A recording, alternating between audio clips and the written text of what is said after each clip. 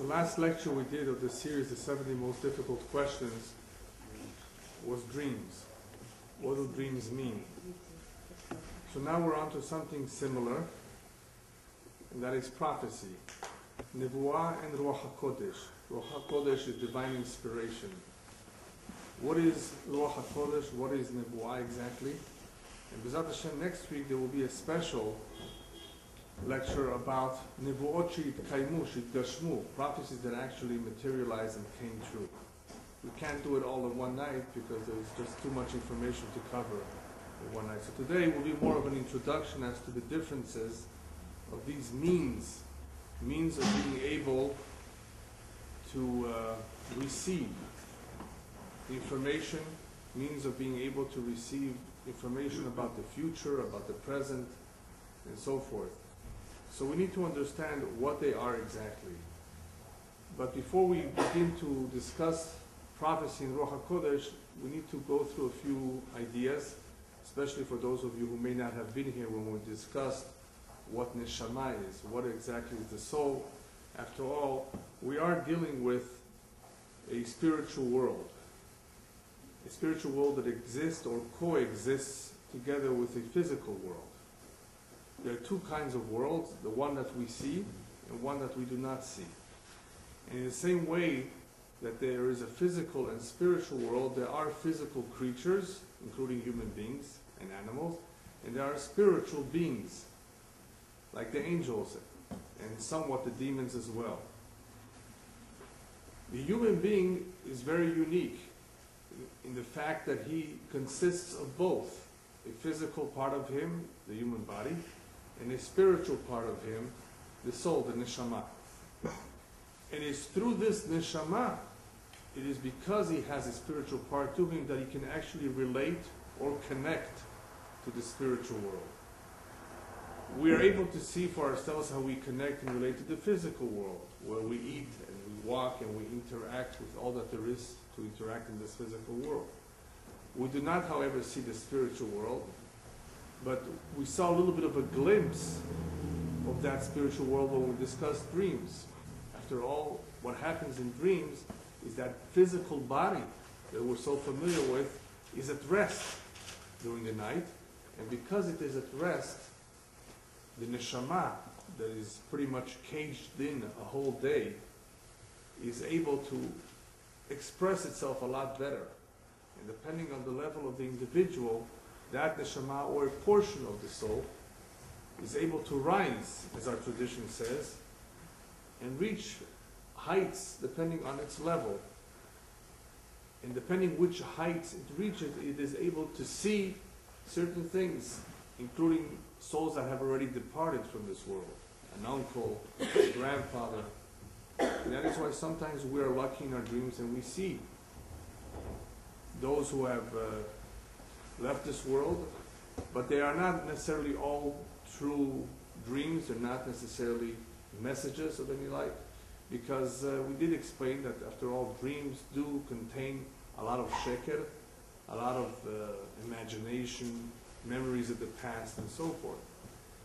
And we talked about the various ways of how to tell whether a dream is real or not. Nevertheless, there are other ways other than dreams to be able to tap into the future, to be able to tap into the spiritual world. And one of them is prophecy and Ruach HaKodesh. Before we go on, it is important to remember that in this spiritual world, there are two opposing forces, the Kedusha and the Sitra Hara, or the Tumah, the holy camp and the unholy camp. V'zeh le'umat zeh asa Elokim. Kadosh Baruch Hu created them both, and they both are equally powerful. In the same way that you may have heard that Mekubalim, Kabbalists, have great powers and perhaps knowledge, so did many on the other camp, who are very unholy, have tremendous powers and knowledge too. And that is where the danger lies. When we talk about a topic like prophecies and Ruach HaKodesh, you really want to determine what is the source of where this individual is getting his information. It could be that he's just fabricating it's a bunch of lies, nonsense. Or it could be real. But even if it's real, can you rely on it? And even if you could rely on it, we still want to know what the source of it is. Because if it's from an unholy source, you don't want to have anything to do with it. For a variety of reasons. B'ezrat Hashem, one of the lectures that we will be doing in the future will be why the Torah prohibits us from consulting with psychics, with consulting with those who stare at crystal balls, those that use tarots, the tarot cards, to try to tell you the future. There are certain means that are kosher. Depending on what you do in astrology, certain aspects of it are permissible. You may not guide your life based on that. In other words, you may not tell yourself, well, this coming Monday or Tuesday, the stars do not look good, and therefore I will not do what I was planning on doing. We do not control our lives, and we do not do things based on the stars. But there are certain parts of astrology that we've discussed in the past that are very, very, I guess, logical. They make a lot of sense, and they have to do with the nature of human beings. And that's perfectly acceptable. So for those of you who have had problems with understanding how the Torah supports astrology, we're only talking about the part of astrology that has to do with human nature, not with fortune telling, using the stars to predict the future. Because after all, the mazal, one's destiny does consist of two parts. One, what will be with him in the future, at what stage in his life he will marry, who he will marry, how many children he will have, how long he will live, whether he will be healthy or not, from what illness will he die. All of that is part of the mazal too. But that does not really concern us. We should not involve ourselves too much in that aspect of astrology, because Tamim Tiyem Hashem Elokecha, one has to be sincere in his faith, complete faith with Hashem, not trying to figure out too much about the future, especially since Am Yisrael Me'al HaMazal, we're above the Mazal, and we can change it. Me'al means that we have it, but we can change it. It does not mean that we do not have it. So some people are mistaken if they think that Jews don't have a Mazal, or not controlled by a Mazal. The entire world is controlled by Mazal, but because of our special relationship with the Kadosh Baruch Hu, we're able to change the Mazal sometimes.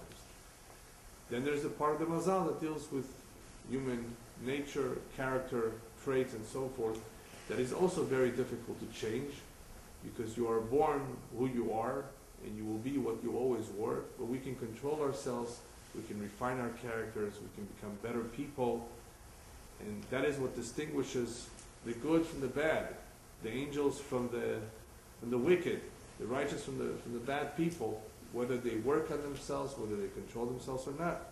Because after all, we all are half animal, and no one is perfect.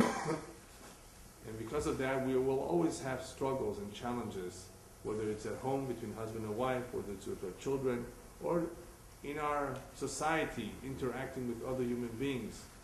It will always be up to us, and up to that special gift that we have called free will, to overcome our nature based on the mazal, based on our genes, based on our education, whatever it may be, where you got that way of thinking or that behavior. Regardless of where you get it from, it will be up to us whether we control it and what we do with it. But that is in the past. We've already covered that, and now we want to try to figure out these special ways of communication that are part of the soul, that it is able to relate to the spiritual world in a very interesting and unique way.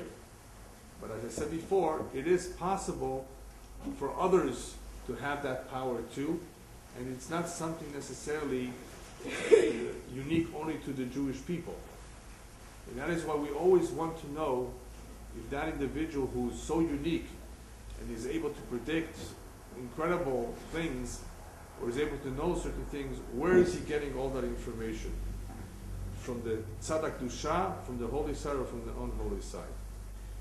In the same way that there are two opposing camps, and that they are both strong, it is also obvious in our tradition that whoever conducts himself in a certain way, in a righteous way, he performs mitzvot and masim tovim, he will automatically be attracted and connected to the holy camp. In other words, if one involves himself in the right things, automatically he's led to that camp. Automatically he finds himself in that camp. On the other hand, if someone involves himself with sinful ways, or associates himself with that which is unholy, then he will be led to the unholy camp, and he will find himself basically very much involved in that which is unholy.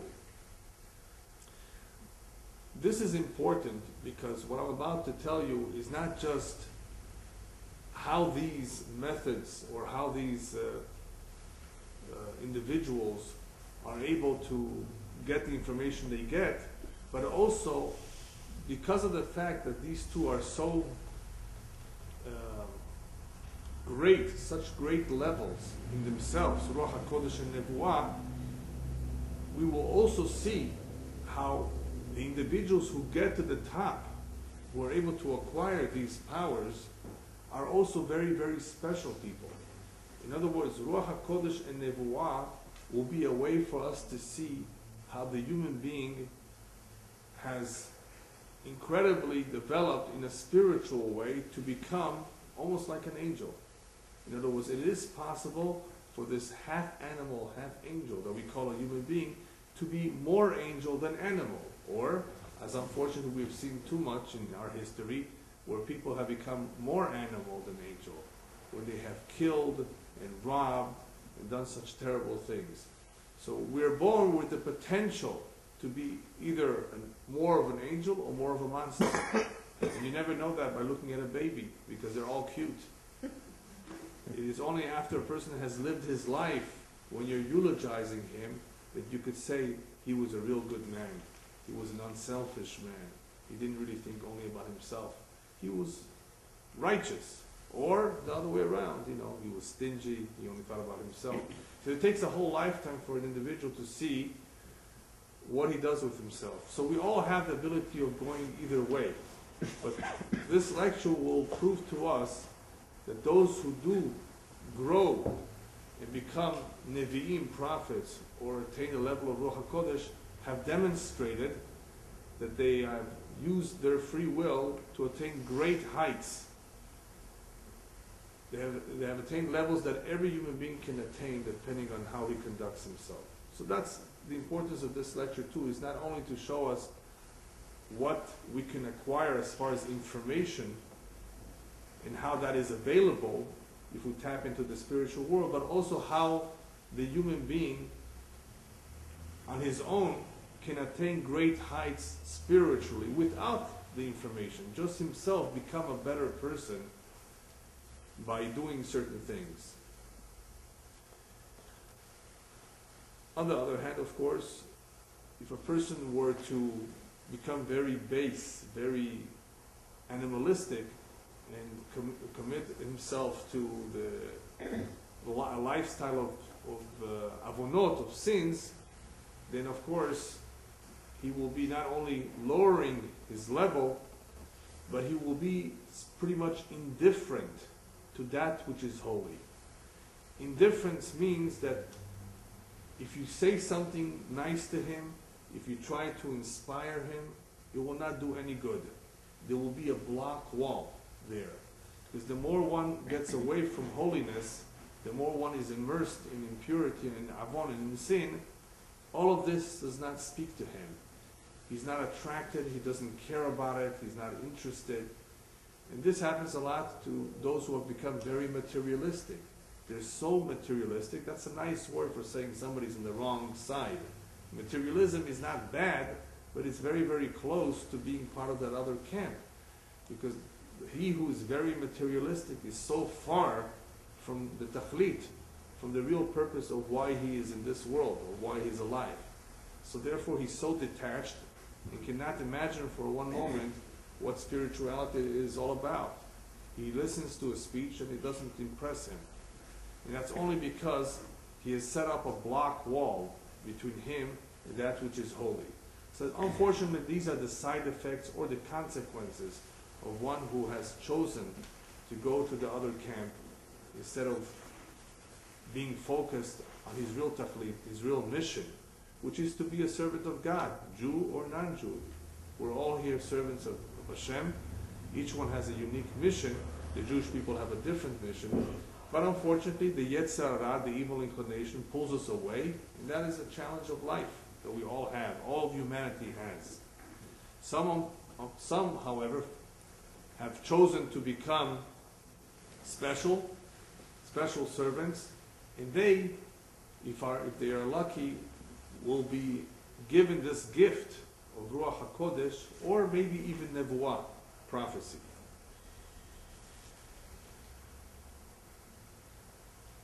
Because of the differences between human beings, between those who have chosen to go to the holy camp and some who have chosen to go the other way, we have to be very careful, as I mentioned earlier, not to turn to me'onenim ve'kosmim, as the rabbis say, not to turn to fortune tellers, because these fortune tellers are not necessarily going to be righteous people. They're interested in your money, perhaps, they're not necessarily interested in helping you. There's a lot of differences between a Navi or a Tzaddik who has Ruach Hakodesh and a fortune teller. The Rambam, in talking about prophets, says, wait a minute, prophets, they know the future, so do some stargazers, fortune tellers, soothsayers.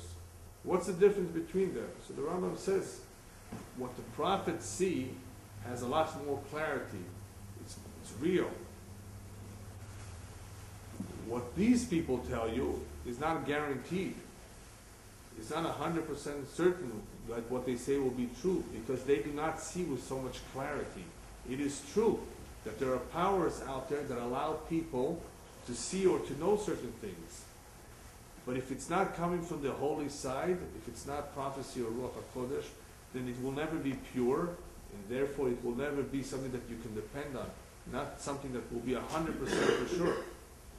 So that's reason enough not to turn to them. But that's not the reason why we don't turn to them. The main reason why the Torah says, or one of the reasons why the Torah says not to turn to them, is because first of all, we have our own. We have tzaddikim in every generation who have Ruach HaKodesh. We may not have prophets today, but we have Ruach HaKodesh. And I'll explain to you what the difference is.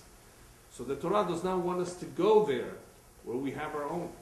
The Torah does not want us to go to court, to a non-Jewish court, to settle differences with another Jew, because that is a desecration of God, of Hashem's name, the desecration of the Torah. We have our own set of rules and laws. We have our own Batei Din and our own rabbis and chachamim. Then why go there? Besides the fact that even if they were to be good people, their rules are different, their laws are not the same as the Torah, and therefore they may be causing an individual to take money which is not his. Whereas if they were to go to Bedin to settle the differences, Bedin would say what the halacha is in the Shulchan Aruch, what the Torah says, which may be different than what the American Constitution says. So we don't want to go to somebody who will read our tarot cards and so forth, because first of all, he's not from the holy camp.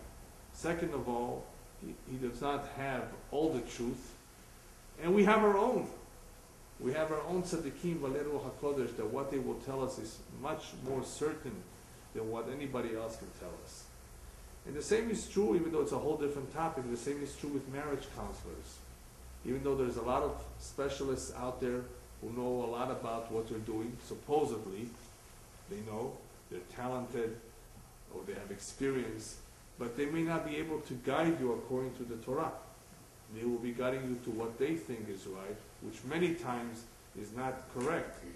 In other words, it's not correct because it's not compatible with what the Torah wants us to know. So therefore, if you have a choice, you obviously want to go to a Jewish marriage counselor who is knowledgeable. He's not just Jewish biologically, but he's actually a Torah Jew that lives his life according to the Jewish tradition, and therefore he can share with you his knowledge and his experience based on what the Torah says. Yeah. But based on what you said, how do we explain Shaul HaMelech's actions by going to a Jewish source, the word that Tzaddikim then that he could have turned to instead of going. Shaul did not do the right thing.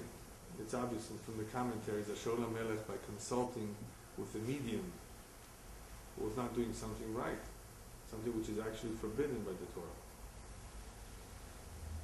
A me'onen, a fortune teller, also has to do something to be able to figure out what it is you want of him.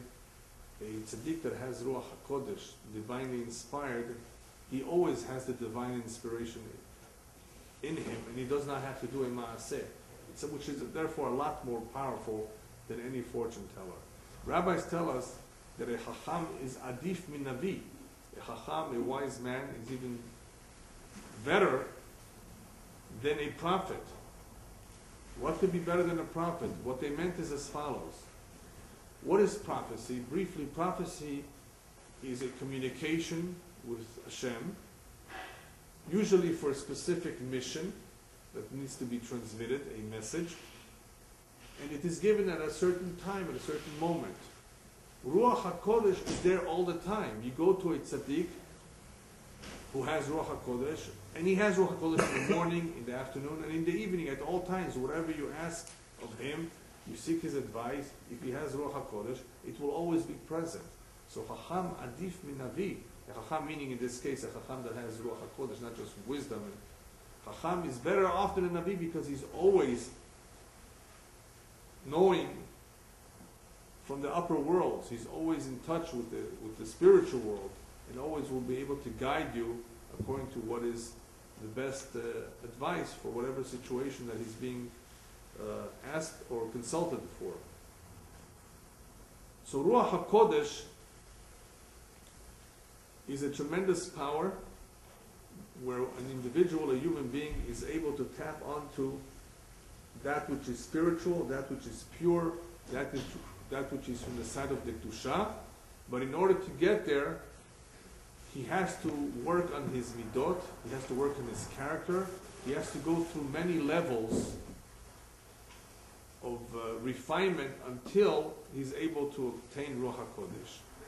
If you want to have an idea of what you have to go through, so Rabbi Pinchas ben Yair, there's a quote of what he says in various Sifrei Musar that quote him, says that you basically have to go through Zehirut, Zerizut, Nekiyut, Tahara,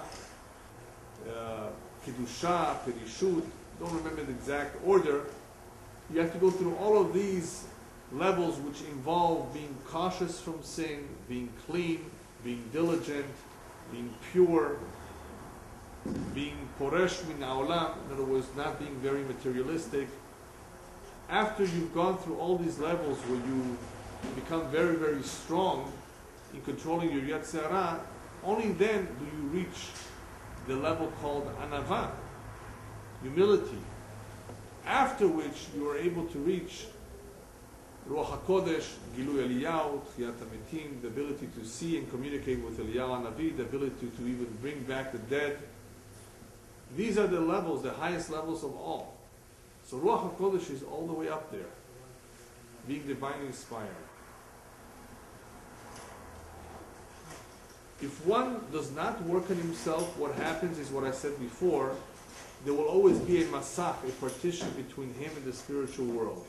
And he will not be able to see or know certain things, unless of course it's in a dream, which is the lowest levels of all, of being able to communicate with the spiritual world. Ruach HaKodesh is while one is awake, not he's not dreaming.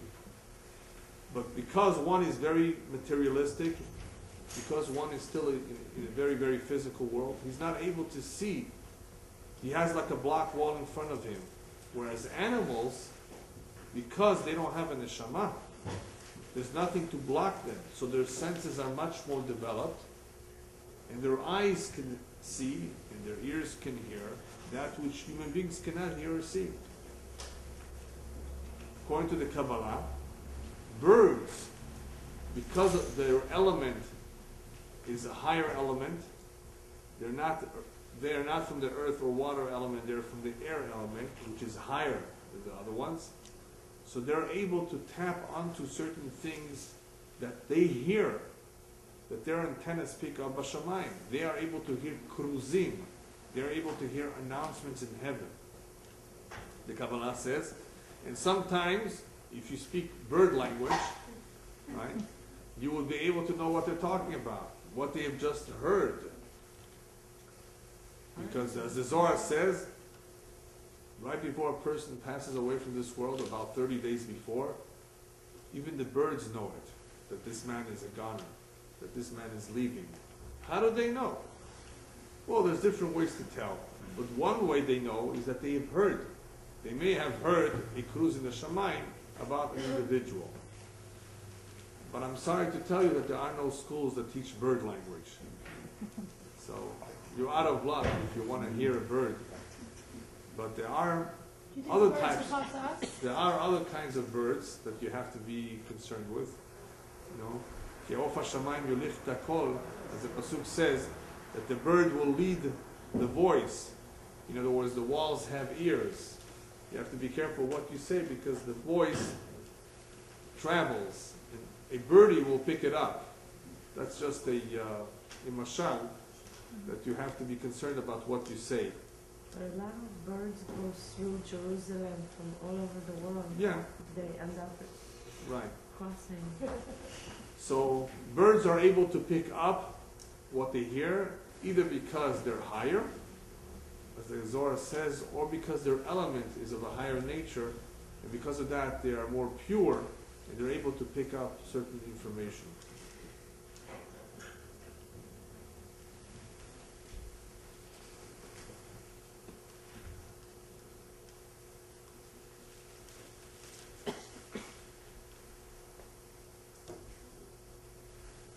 There is an interesting Tanach ve'Eliyahu.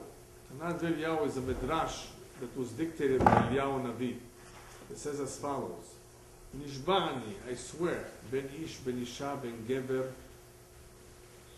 ben eved, ben shivcha, ben Yehudi, ben goy, akol lefi ma'asav Ruach Hakodesh ora alav.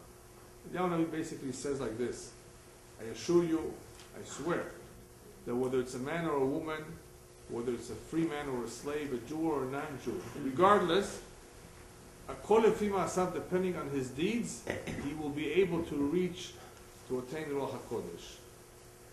So Ruach Hakodesh is something that can be acquired by just about anybody. It makes no difference who you are. Even a non-Jew. And there was a story, a long time ago, of a Muslim scholar that was on a very, very lofty, very high level. And he was able to tell where people who were sick used to come to him if that sick man will live or die. And nobody knew what the secret was until it was later discovered by a rabbi that this man, of course, through his ma'asim, through his deeds, was, of course, involved with the Kedusha.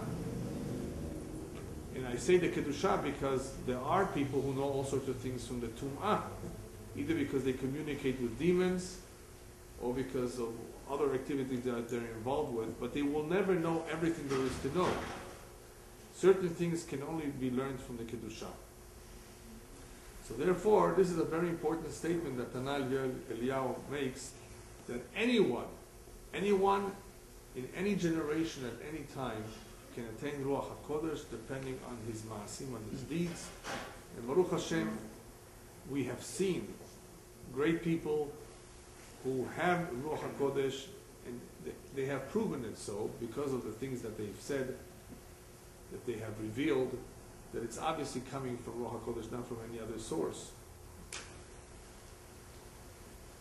Now let's go on to a little bit of Nevuah. What is the difference between Nevuah, prophecy, and Ruach HaKodesh? Well, first of all, unfortunately today we don't have Nevuah, we don't have prophecy. Ever since the destruction of the first temple, we don't have prophets. The last prophets were still alive at the time the second temple was built, but there was no real prophecy during the second temple era, and there is no real prophecy today anymore. A prophet is a messenger from Hashem, usually with a message to the people, to the masses. Prophets were also individuals that people would consult with. for whatever problem they had. And the prophet would tell them, based on what he knows, Mishamayim, what the answer would be. But for the most part, Nabi'im, prophets, were messengers from Hashem with a message for the people. And many times that message was to rebuke them for their deeds, because of what they were doing was wrong. And unfortunately, for those of you who've learned Jewish history, they did not always fare well. People did not like them because they were so strong and always going after them and always pointing out their faults and mistakes. And therefore, many of the prophets did not have a good experience with the people. Nevertheless, some prophets were very, very famous because of the vast amount of information that they shared with us concerning the future, which is what I'm going to talk about next week with Hashem. As the rabbis tell us, Arbe nevi'im amdu laim liYisrael. The Jewish people had many, many prophets, thousands of prophets. Barak ele shehutzrechu ledorot niftevu. But only those that were necessary for future generations were documented, were written down. So prophets existed for many, many years, but the prophecies that were documented, that we have written down, only those were written down because they are necessary for future generations. Because many of the prophecies concern Acharit Hayamim, concern the end of days. Some prophecies concern the generation that the prophet was living in. But many of them concern Acharit Hayamim, concern our times. So because we have them, we can learn it, we can read what they say, and figure it out. Oh, this is talking about our time. This is talking about this generation. So next week, B'ezrat Hashem, I will put together an incredible list of prophecies that have already materialized. That if you would be sitting 200 years ago, or even less, 150 years ago, and you would be reading that same prophecy, you would say, oh, we still have a long ways to go. But because we're living in the 21st century, there's no doubt that we can see those prophecies come alive. You find the Sefer Yeshayahu that he prophesied 200 years before Persia. Yeah. The name of the king. So we see a clear thing that while he was alive, he already said the name of the... oh yeah, that's right, of what was coming, yeah. Prophecy is also yesod, it's a foundation that Judaism very much believes in. Shakel menabet ha'adam, as the Rambam brings down, that God allows human beings to be prophets. As I said in the very, very beginning, prophecy or Ruach Hakodesh are ways of finding out information from above. And the prophet or the Baal Ruach Hakodesh is just a keli, is a vessel through which that information comes down. But this is a yesod, much more than Ruach HaKodesh is. Yesod meaning it's a foundation. Judaism very much believes that that ability exists, that Kadosh Baruch Hu does communicate with us through prophets. He communicates with us through dreams, he communicates with us through other ways, but he definitely also communicates with us through prophets. Now in prophecy, whoever reads Yeshayahu, Amos, Yoel, whichever prophet you read, you will notice various words describing the message, the prophecy. One may be a Hazon, Hazon Yeshayahu. One would be Masa. One would be a sort of Mar'eh. There are various words, and they all really describe different levels of prophecies. Because even though prophecy is prophecy, in other words, it's a message from above, there are various levels of prophecies. Not all the prophecies are alike. They're not all created equal. Prophets were on different levels too. And just like some dreams are purer and contain more truth than others, so some prophecies were much clearer than others. However, what they all have in common is that they're all different in their prophecy of Moshe Rabbeinu. Moshe Rabbeinu's prophecy was Pe'el Adaber Bo. Hashem spoke to him like one will speak to his friend. He was awake, it was clear, he had no doubts what he was hearing for the most part.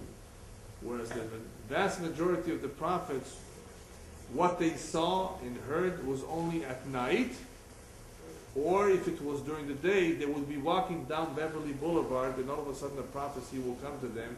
They would have to fall down, as though they were going into an epileptic attack. Because the prophecy is so holy, no human being, except for Moshe Rabbeinu, was able to withstand it, standing up and hearing it. He had to actually fall down in a semi-conscious sleep state and be able to receive the prophecy, or in a dream. In other words, at night while he was asleep, he would receive a powerful chalom, a powerful nevuah, prophecy. So that was one difference between an ordinary prophet and Moshe Rabbeinu. Moshe was awake, it was clear, the prophet was not fully awake, and it was not always very clear. It would be some sort of a puzzle or an enigma. He would have to figure it out. And of course, the higher level the prophecy was, the clearer the message was. But still, it was not as clear as the prophecy of Moshe Rabbeinu. Even though we're talking about prophecy being a message from Shamayim through an individual called a Navi, there are various forms of prophecy, or in which way the prophecy would appear. In other words, the ofen hanevuah, the form of which the nevuah appears to us, does not necessarily have to come in the traditional way that Hashem gives a message to an individual. Go give this message to the Jews. That we don't have today. But what we do have, by the way, are other forms of prophecies. For example, during the Second Temple era, there was no prophets. So how do they know what Hashem wants of them? Hashem, after all, wants to always let us know how we're doing. Halom always existed. A dream always existed. But the rabbis tell us that ever since the Beit HaMikdash was destroyed, there was definitely a yerida badorot. The generations became weaker and weaker, lower and lower in spirituality, their spiritual level. And therefore the communication with Hashem was also weaker and weaker. Nevertheless, there was always communication. So how did it come about? During the Second Temple era and a little bit after, they used what's called bat kol. A bat kol was a heavenly voice that used to come out. Some people would hear it, a heavenly voice. Now, I know some people today claim that God speaks to them, but they probably belong in an asylum. Right? They're usually not all there, right? It is possible, however, that demons speak to them. Because sometimes if you pick up a voice, it may be a true voice, not of another human being, but perhaps of a demon in the area. So that is a possibility too. So a bat kol was a true heavenly voice that some people used to pick up. Besides a bat kol, what else did we have? We had something called Ruach Hakodesh that always existed and is still around. But that's more Ruach Hakodesh, that's not a real prophecy. That's just knowing certain things from the vast knowledge base that exists in that upper world. A prophecy of a lower kind, other than a bat kol, was called psokli psukecha. Psokli psukecha means a rabbi who wanted to know the answer, or not just a rabbi, anybody wanted to know the answer to a difficult question that he had. Should he do it, should he not do it? Would go to a school of kids after they finish classes, and he has this question in his mind, and he would approach the child and tell him and ask him, Psokli psukecha, what, in other words, which pasuk did you learn, the last pasuk you learned in class today? And the child would tell him so and so, and that would be an answer to his question. It works. That is how Mordechai was able to figure out what's going on with this Haman, with this Ahmadinejad, right? What is he planning to do? So he went to this boys, to the children, and the first child he met told him the pasuk I just learned was Utzu Etza Vetufa, the Rudava Velo Yakum. In other words, talk all you want, the enemy's plots will be foiled. Hashem will foil the plots of the enemies. As soon as the Mordechai heard that pasuk says, Baruch Hashem. You know, I know that things are not going to happen as Haman plans, but that his plot will be foiled. Besides Psok Psukecha, there was always something called Goralot. Goralot in English are called casting of lots. There's different kinds of Goralot. Goralot obviously are very powerful. They have been used in the past to determine all kinds of things. Like let's say you have two candidates who want to be rabbis or judges or whatever, presidents of the community. Who should we take? They're both qualified. Sometimes they would do a Goral. And if the Goral was done properly, it would give you the indication of who Hashem wants. So that was always and still is a possibility, and it is a mini form of Nevuah. Besides that, we have of course the regular Halomot, we have the dreams that always occur, and depending on the level of the individual, he may see a real dream or not. It could be a small prophecy, because it could be indicative of what the future holds. It could be a message to him, it could be a message to another member of the family, or it could just be a vision of what the future holds. Just like we said that Ruach Hakodesh requires refinement of character and working on one's midot, same thing with a Navi. Navi actually would have to be even, in some ways, very, very strong, very much in control of his Yetzirah. As the Rambam brings down, he would have to be Gibor, strong, not necessarily physically. Gibor means the midot, that he will be able to control his Yetzer. He also has to be a Chacham, he has to be knowledgeable, he has to have a Da'at Rechava, he has to be able to be very, very open-minded, it has to be holy, Baruch, in order to be able to absorb all this information. But there's one ingredient that was very, very special to both Nevi'im and Balei Ruach HaKodesh. That if you did not have this ingredient, no matter how hard you tried, you would not get Ruach HaKodesh. In other words, besides refinement of character, a Navi and a Balei Ruach HaKodesh had to be happy. They always had to be in a good mood. If you were sad and depressed, the communication was down, there would be no reception. So therefore, what did the Nevi'im do to always be able to have reception? They didn't subscribe to Verizon, right, to get better reception. They had instruments, musical instruments being played for them so that they should be in a good mood. After all, we know that music helps to change our mood. Good music, not rock and roll. You find Shaul, Melech, the David, Yeah. before he became king, played the harp. Sure. Constantly. That's right. David HaMelech, we know, very much loved music. Why did he want the music? For that purpose alone. To be b'simcha. Yivdu et Hashem b'simcha. Simcha, happiness is a very important midah in the service of Hashem. And without it, there would not be nevuah. There would not be prophecy whatsoever. And same is true with Ruach HaKodesh. If a person is sad, he would not have Ruach. Ruach HaKodesh cannot come to a person who's sad. Nevuah would not come to a person who's not happy. Nevuah, however, was very special in the fact that it only occurred, for the most part, in Eretz Israel.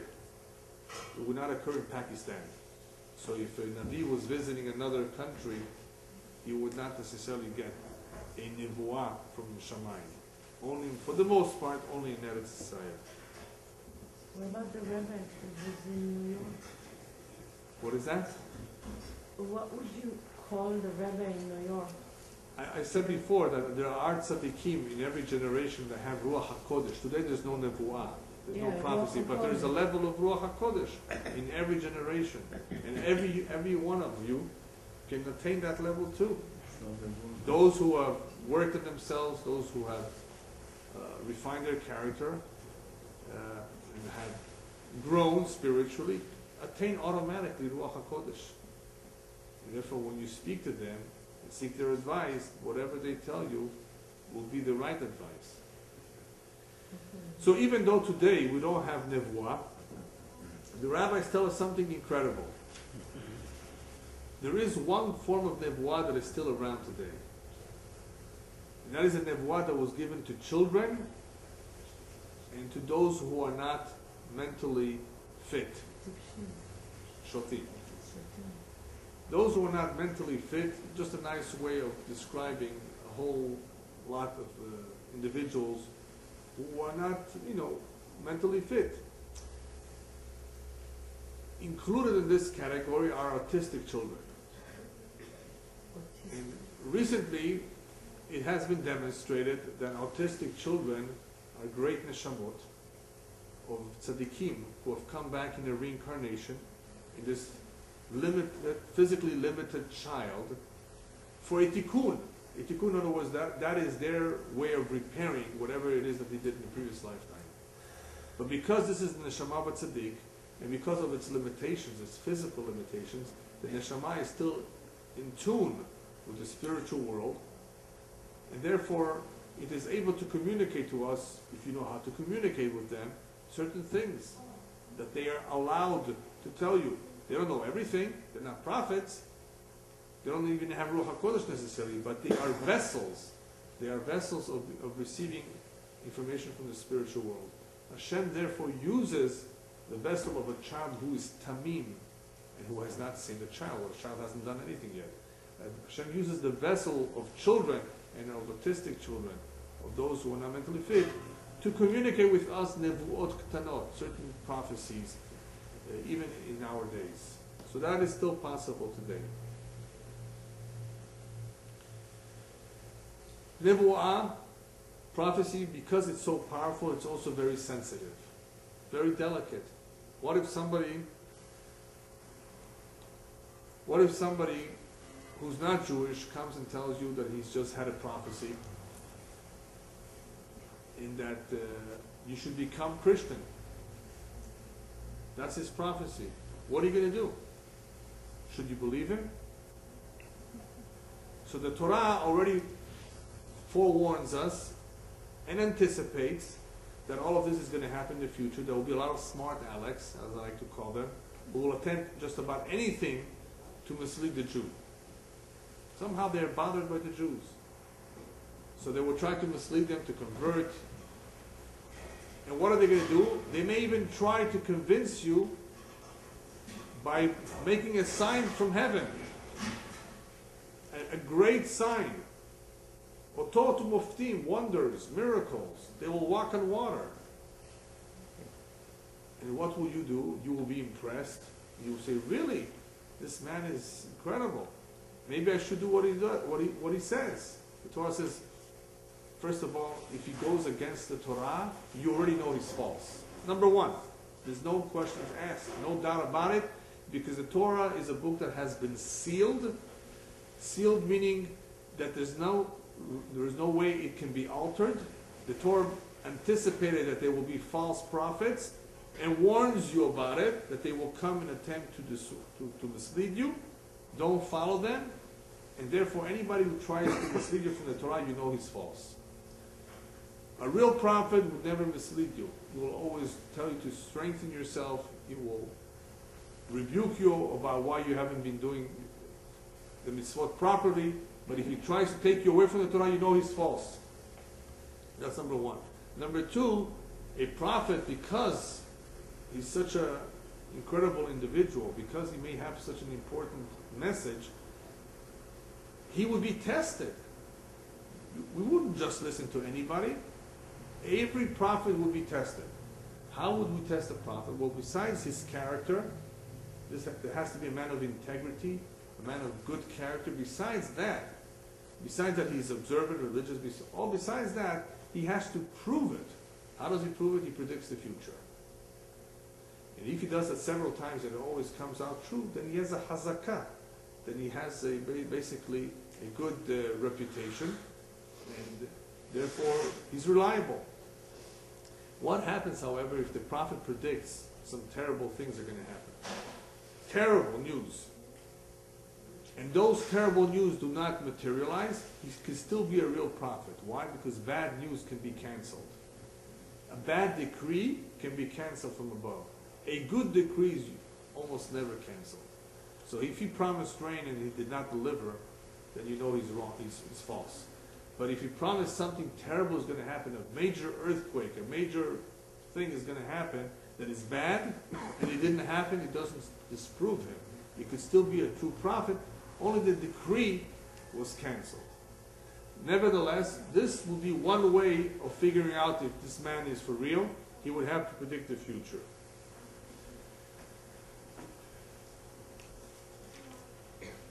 The Torah very, very much is concerned about false prophets. The Torah tells us be careful with them. They will always be around. And we are reminded by our rabbis that Judaism was never based on prophecy. Judaism was based on testimony. Our eyes witnessed what we witnessed, what we experienced. We saw it with our own eyes. We heard with our own ears that Hashem spoke to us. All that Moshe did was just to reconfirm everything. But the actual faith that we have is not based on any prophet.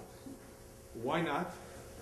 Because a human being is capable of performing acts of witchcraft that will give the impression that this is a miracle, a supernatural thing. So how will we ever know if something is min hashamayim or not? Maybe this is witchcraft. He's walking on water. He's doing all these incredible things. No. Judaism is not going to be proven or disproven, chas v'shalom, by anyone. Especially not by somebody who performs this miracle. Because that miracle could be just witchcraft. Therefore, when somebody once approached me, a Christian missionary, he's more than just a missionary, I think he was actually a priest. He says, why don't the Jews just accept Yeshu, After all, he came to save the world. It's very easy. You just confess and you're saved. So why do the Jews have such a problem with it? I mean, look how many people became Christians. I don't listen. We, the Jewish people, were in Har Sinai. We saw and heard Hashem, and that is why we said Naseh v'nishma, that we will readily accept what He says. Tell this Yeshu friend of yours to do the same. If he wants us to change our religion, in other words, that things have been changed, that the contract is changed, then let him come back and do the same thing. It is not right, not fair, and not logical for one guy called Paul to invent a story that this Yeshu guy came and said that 613 commandments you don't have to keep anymore. 600,000 Jews witnessed what they witnessed over the age of 20. There were more than 600,000 Jews. You mean to say that one guy should be trusted to change all of what we know to be true, that we actually witnessed, just because you had a dream, a vision, or it's a rumor, or you heard? Yeshua himself did not even say it. It was just his students. It was 100 years or so later that they came up with the story. It was a virgin birth, etc., etc., etc. You mean to say that that is more powerful? That should be enough to convince everybody that they should throw away what they've had for so long? What? It's not logical. Doesn't make any sense. So they therefore only prey on those who are ignorant, those who don't know anything. That is why ignorance is the greatest enemy of the Jew. The Jew needs to be learned, needs to be familiar with his tradition, and our tradition is very, very strong because we witnessed Hashem speaking to us. Nothing else can compare with it.